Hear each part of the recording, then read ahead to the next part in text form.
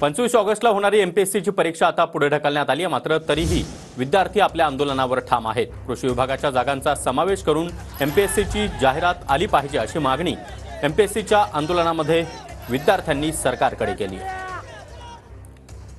आमचा फक्त परीक्षा पुढे ढकलण्यामुळे मुद्दा नाही, आमच्या ॲग्रीच्या जागा ॲड होऊन राज्य सेवेची जाहिरात 1,500 प्लस आली पाहिजे। कंबाईनची ग्रुप बी ग्रुप सी ची जाहिरात ही 15,000 प्लस आली पाहिजे आणि ती येऊ शकते। शेवटची राज्य सेवेची MCQ एक्झाम आहे, त्यामुळे आमच्यावर अन्याय करू नका ही आमची सरकारला विनंती आहे, बाकी दुसरं काही नाही। आणि अजून एक हे आंदोलन फक्त एक्झाम पुढेसाठी नाही, जोपर्यंत आमच्या सगळ्या मान्य होत नाही तोपर्यंत हे आंदोलन थांबवलं जाणार नाही।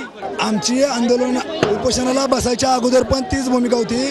कालपासून मी वारंवार सांगतोय, आमच्या 4 डिमांड आहेत। एक तर ॲग्रिकल्चरच्या जागा राज्यसेवेच्या प्रमुख जाहिरातीमधून याव्यात, परीक्षा पुढे जावी, राज्यसेवेची जी जाहिरात आहे ती वाढवून 1,500 प्लस व्हावी, PSIची 1,000 प्लस आणि कंबाईनची टोटल मिळून 15,000 प्लस जागांची ॲड असली पाहिजे।